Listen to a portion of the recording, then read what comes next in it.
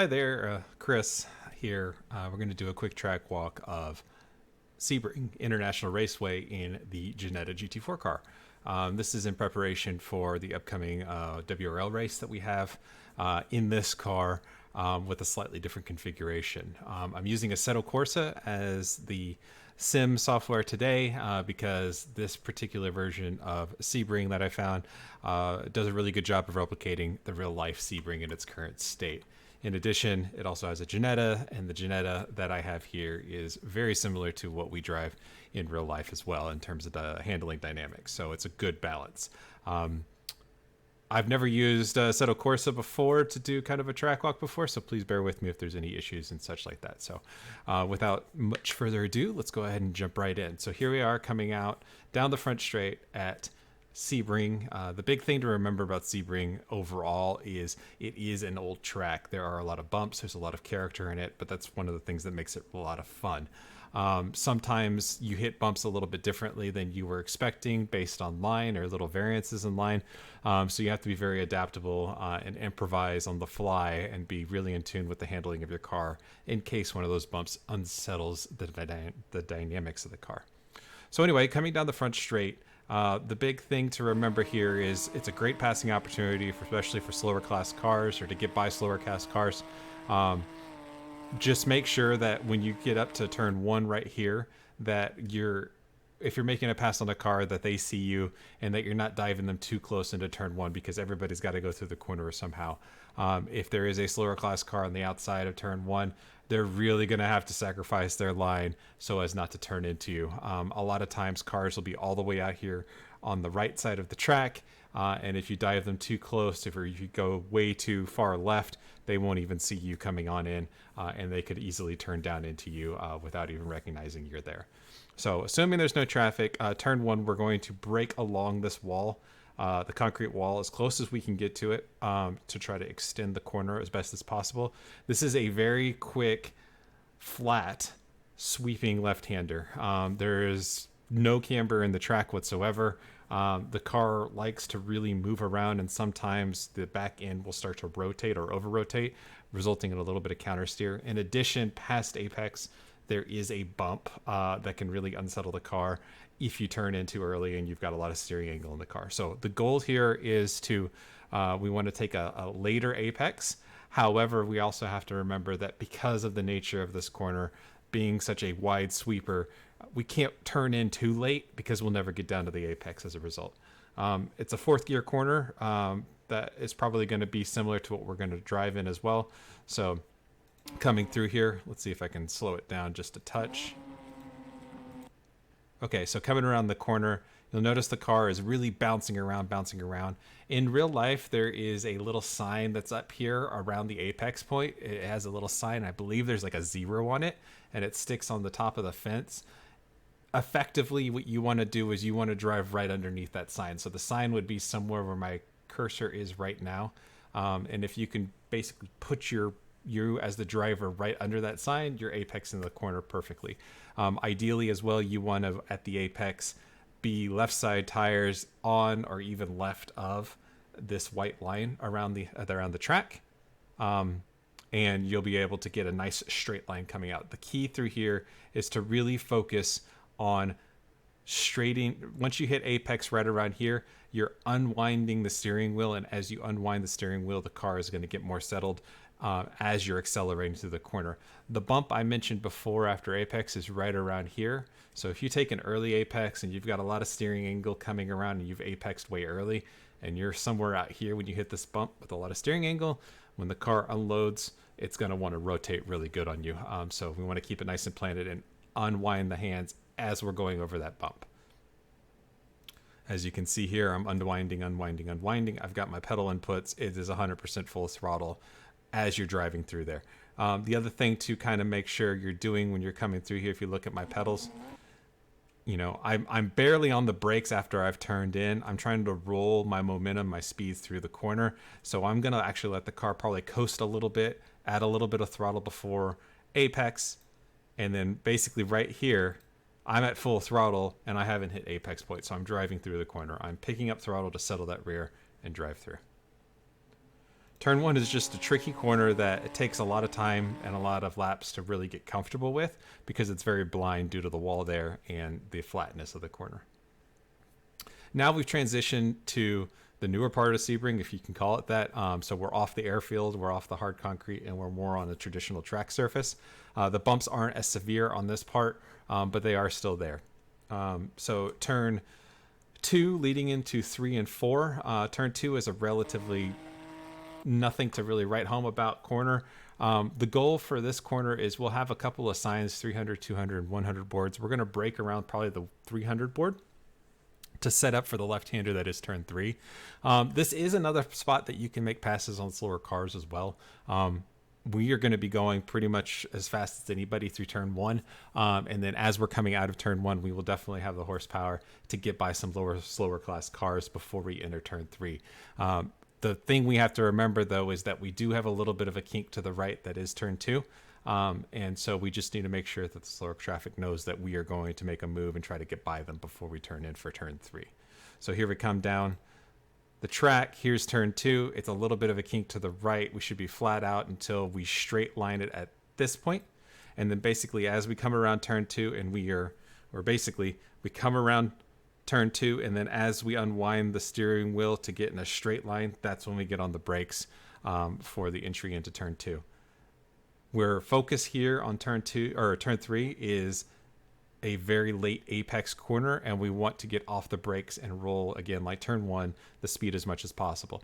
There's no camber, and that's kind of the theme here at Sebring is the track is incredibly flat, so the track doesn't really help you in corners much. So you've got to do what you can to set it up and late apex as much as possible to get a good drive out of the corner.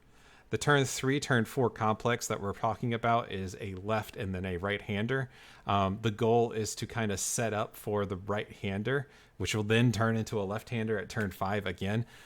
So it's kind of a left, right, left sequence that we need to be cognizant of. All we want to do is we want to make sure we're keeping our speed up. We don't want to overslow for any of the corners. Keep that momentum through there and keep the car nice and balanced in the switchbacks back and forth.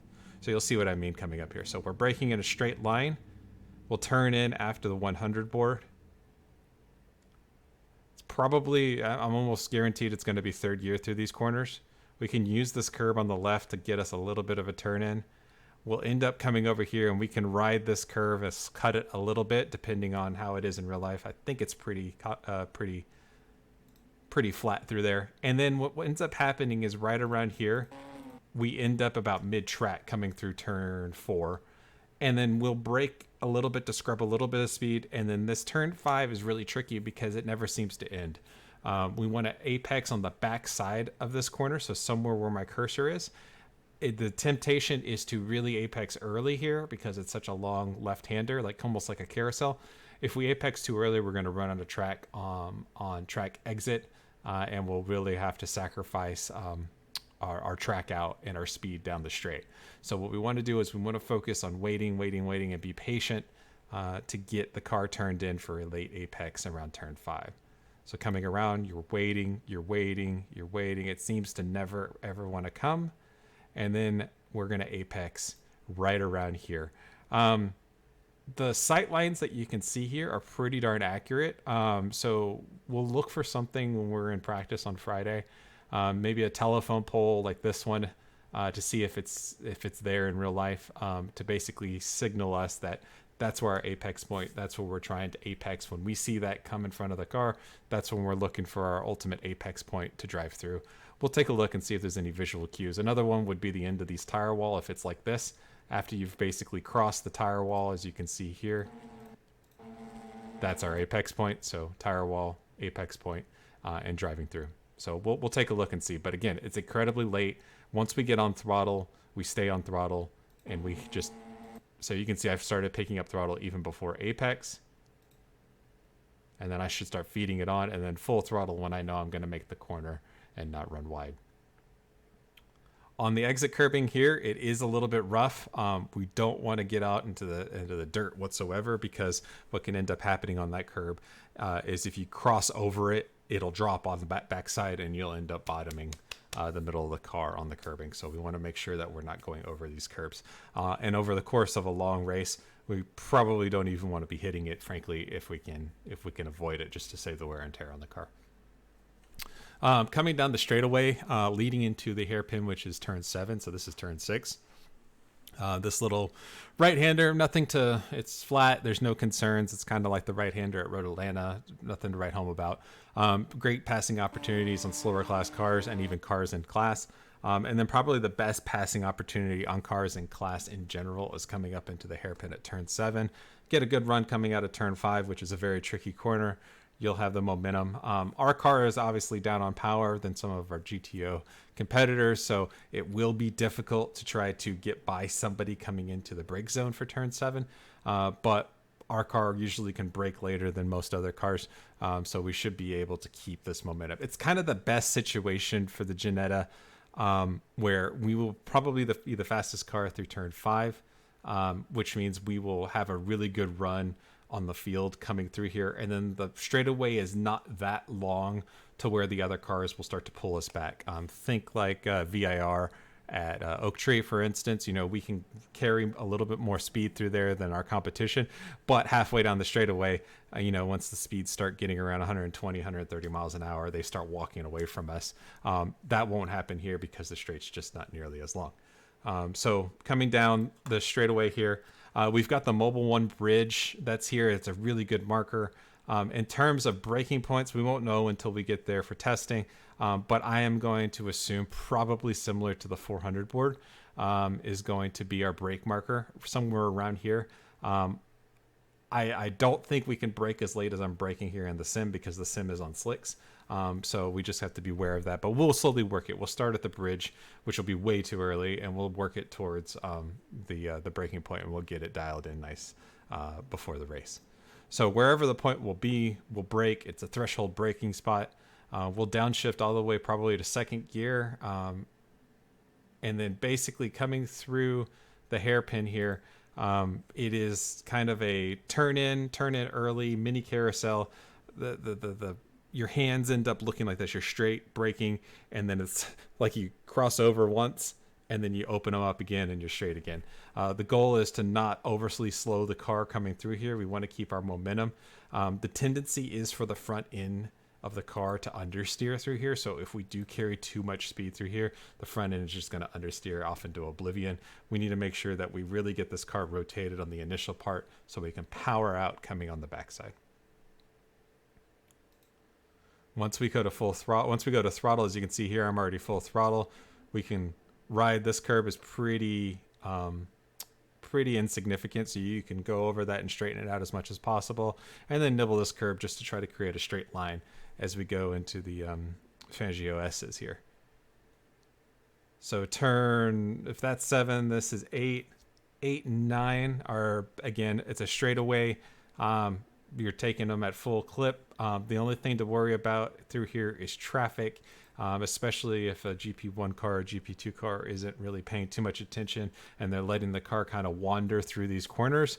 If you're trying to pass them along, let's say the outside here in turn 9, and they're not paying attention to you, they could easily kind of just push you off the track, not knowing you're there.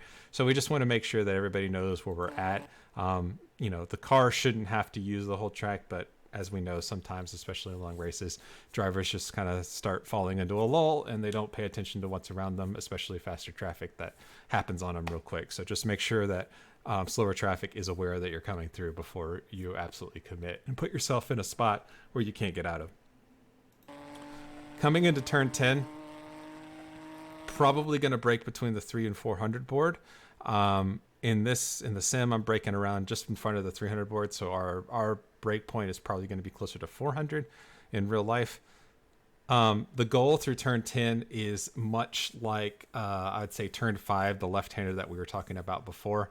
You're going to want to get off the brakes early. You're going to want to roll the speed in third gear through here and use all of the road as much as possible. We're coming off of a big straightaway. We want to carry that momentum through this corner. Turn 11 is a left-hander, but it doesn't stress the car out whatsoever. It can be handled flat from the left side of the track, and I'll show you what I mean in a second. So the goal is to try to carry as much momentum through turn 10 as possible. We don't have to pinch turn 10 off to set up for 11 because the car doesn't need to. It can, once we go to full throttle, we can drive around turn 11 and turn 12 just fine. So as you can see here, brake in a straight line. We're going to get off the brakes as soon as we start the turn in. So you can see my pedal, I'm already starting to bleed off the brake. I'm totally off the brake. Trying to roll the speed through here, getting on throttle in third gear. And then I let the car run, so I'm opening my hands to keep the car nice and stable. And you can take this turn 11 from the left side of the track because you can be full throttle. The car will have no problem. And then you should be full throttle all the way through here, all the way up into Tower Corner, which I think is the turn 13. So coming into Tower, it's probably, in my opinion, the most fun corner on the entire track. It's also one of the more difficult ones to get right. So as I mentioned before, not a lot of camber on this track in general, except for Tower. Tower has some camber right at the apex. So at the apex curbing for Tower, the corner, the track is actually angled like this, and then you've got apex curbing. And what we want to do is we want to come through here on the track using the camber without clipping the apex curbing. So as we come through here, Tower is this right-hander here at the end. What I like to do is I like to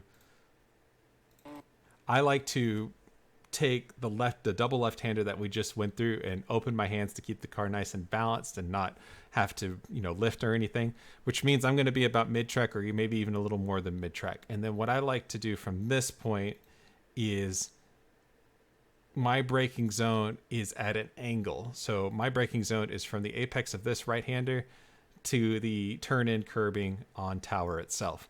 And it's called Tower because here's the Tower. So I'm braking in a straight line through here, down to this corner, and then I'm doing my turn-in for Tower over here.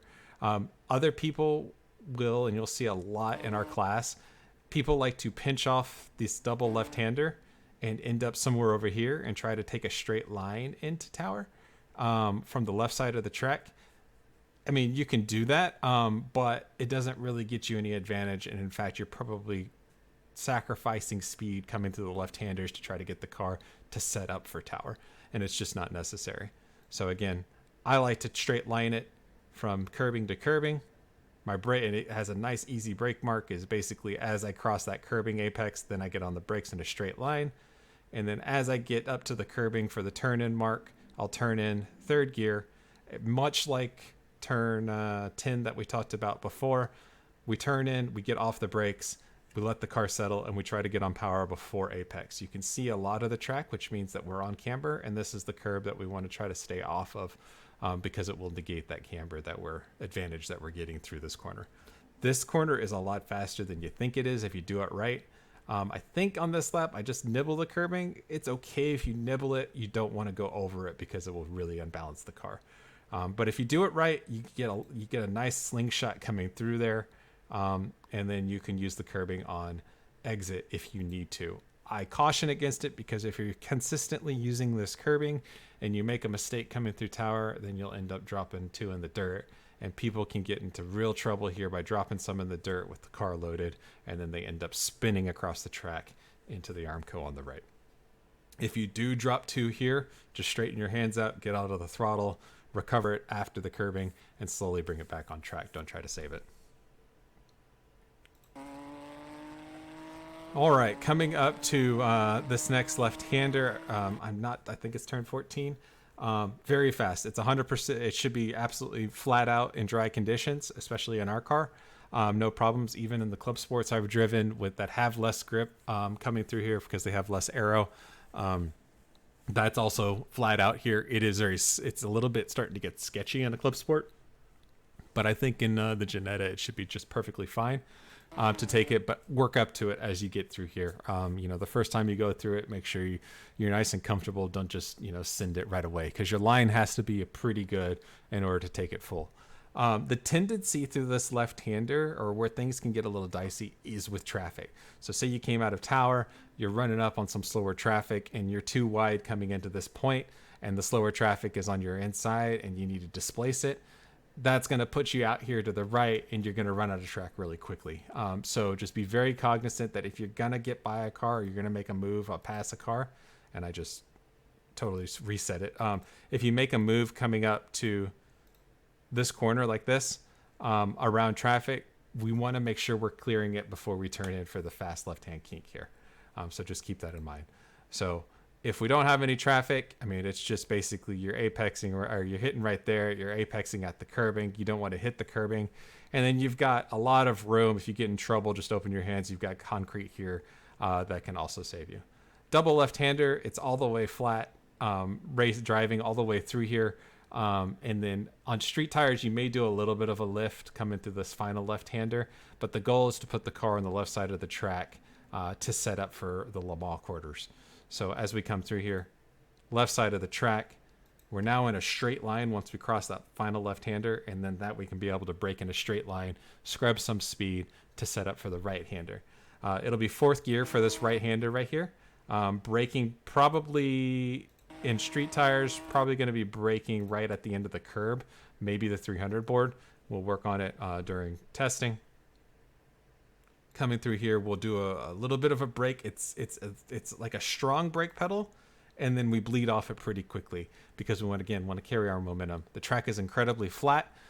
We can use this inside curbing to our advantage for a little bit to help cut it. We don't want to drop two on the right side because the curbing drops off, and then you will hit the curbing on the backside again, and that runs a real risk of cutting a tire through here. So can get up on this curbing fine. We don't want to go over it and cut the corner by any means. If you get into trouble through any of these segments of turns through Le Mans, you're on an airfield. It's just concrete everywhere. So, swallow your pride and straight line it, get the car, get it collected. Don't risk a spin if it starts to get out of whack, and then safely bring it on somewhere out of there. So there's a lot of concrete. There's not a lot to hit out here. Somehow people still find the wall on the inside on the right side because they try to save it a lot. So here we come through here. I like fourth gear through here. I think it's going to be a really good gear for us. So up on the curb, we can let the car run through all the way to the left because then we are immediately going left. And then effectively we're coming into the final corner that's leading onto the back straight. What we want to do is we want to try to open this corner as much as possible. So after we finish crossing the curbing here on the left, we'll bring the car over a little bit to the left to swing it out to open the last corner. And then we're focusing on a very late apex on this last corner to get a good drive going down the back straight. So you'll see what I mean as I come through here. I've moved over a little bit to the left. I've turned in. It always feels like a little bit of an early turn in, but it ends up being a late apex just because there's just no camber on this track. So the car just ends up sliding out a little bit.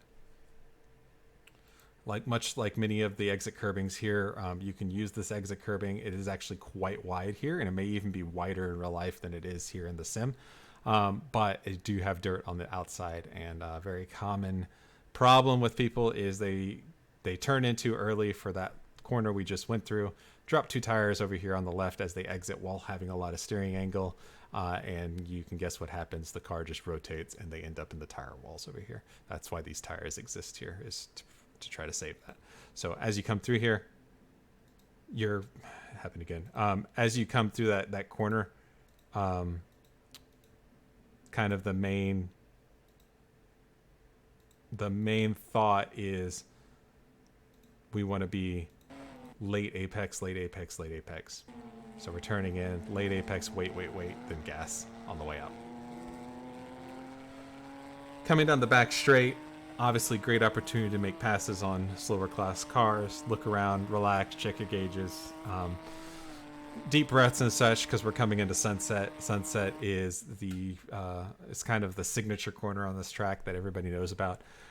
It is a very double apex, sweeping right-hander, for lack of a better word. It starts off wide and then it decreases in radius on the way in. Where it can really set people out is when you initially turn in, you think, oh, I could have gone faster, and then all of a sudden the decreasing radius part of the corner can really catch people out if they carried more speed in there. The other thing we've got going with Sunset is that we are on the old part of the track. We're on the airfield, so the old concrete. It's very bumpy, especially through the middle of the corner. And if your line is not picture perfect effectively, you're going to be bouncing around like crazy. So this is where a lot of that improvisation, handling the car and car control really comes into play through Sunset if you're really on it through here. So as we come in here, we're going to pick a board that was going to be a reliable braking zone, probably close to 300, I would say, to be nice and safe. 200 maybe if conditions are ideal. And the goal is what we want to do is we want to bring the initial brake point in the initial scrubbing of speed as straight as possible. Understanding we're going to have a little bit of steering angle because it's a right-hander, but there's a lot of room where we can have a relatively straight line into the first part of Sunset. And then we'll have a curb, or we'll have a wall that comes in just before the overhanging bridge that we can use as a good reference point for our first apex. We'll come out to about mid-track and then get the car turned in and apex at the wall after the bridge as well, and we'll be on full throttle through there. I was finding in sim, third gear was a pretty good gear for this car going through there, so it should be that way in real life too. So as we come through here, I'll talk, like I said, I'm going to brake probably between the 2 and the 300 board. We're braking as straight a line as possible so you can see a nice straight line through this first part. So this is the wide apex, or the wide radius part. And then as we come in here, here's the bridge I was talking about. And then here's the wall that represents our first apex point. So we're going to apex somewhere right on the other side of this initial wall, not this wall here, but the second one that's over here. Let the car drift to about mid-track and then apex at the wall after the bridge as on our way out the corner. So as we come through here, we're trying to get the car slowed down, turned in, get close to this wall, and then that's apex point 1. When we go under the bridge, we want to be about mid-track or so probably displace it by about 2.5 car widths from the wall itself. And then as we come in through here, you notice we're on full throttle. We can, as long as we're at mid-track and we've got the car decently turned in, our second apex point can be somewhere around here or anywhere to where I am as well, because the car can be full throttle and we can accelerate through the corner. So as you can see here, I'm accelerating through. In real life, on track exit, this is all paved. There's no grass here. So you can use all this. Just be mindful that the track does end at some point, and you got to make sure you come back in order to get back to go down the straight and complete your lap. So what I'm going to do is I'm going to let it run full speed so you can kind of see what it looks like. I'm going to also put the camera in car from a driver's perspective so we can see what it looks like a lap around here. So coming into turn 1, as we had talked about before, we're looking for the concrete wall. We turn in, try to keep our left side tires inside the white line. Full throttle, opening our hands all the way through. A little right kink, brake when the car is straight. Down to third gear, get off the brakes and let the speed roll through. We can pinch that corner a little bit, mid-track, late apex, back on throttle to get a good run down the straight. Coming into turn 7 in the hairpin, we're going to brake after the Mobile 1 bridge, probably about the 400 board, maybe the 350 if there was one. Threshold braking, down to second gear, get off the brakes after rotation, let the car's momentum roll through, back on throttle, clip the dirt a little bit, and then we're going through the S's. Coming up to turn 10, very similar situation. Turn 5, just the other way. We're going to brake it just before the 300 board, get off the brakes, roll the speed through, and take the corner normally, end up on track left. Full throttle in third gear. The car should be able to take it. Opening our hands as we come through the left-handers to set up for tower. Straight line between the curbings. Turn in, off the brakes, back to throttle to settle the rear. And now we're going down into Le Mans. This is all flat. Make sure our line is really good. Double left-hander. Apex and pinch this corner so we can set up for the brake zone. Car straight, brake, off the brake, roll the speed through here. Fourth gear, left, keep it left in order to open up this corner. Late apex, back on throttle early to get a good run all the way down the back straight. Checking our gauges, taking a deep breath, relaxing a little bit, looking at who's around us, setting up for Sunset. We're going to brake between the 2 and 300 board. try to find a straight line for the brake zone. As we can see here, straight line, turn in, third gear, first apex at the wall, let the car run about mid-track, and then full throttle and ride the drift through. And there you go. That is Sebring in a nutshell. Like I said, fantastic track. One of my favorites. The key is going to be, keeping that car control, rolling with the punches, and taking care of our equipment. It is bumpy, but it's nothing too crazy. I think the Ginetta is going to be really, really good here, especially with all these corners that are flat. Our extra aerodynamic advantage, while it hurts us on the straightaways, it's going to be a huge boon, especially coming out of turn 5 on the straightaway leading down into the hairpin, and then also coming through Le Mans leading onto the back straight. I would guess we probably have a good 5 miles an hour min speed on most of our competitors. So it should be a lot of fun. I'm totally looking forward to it. Hopefully it has some good weather. As always, if you have any questions whatsoever, just reach out to me and we can chat about specific things, or I can bring it up and we can bring up a certain corner and we can go into more details. So hope this helped out. Until then, I'll see you at the end of the month over at Sebring. Thanks for watching.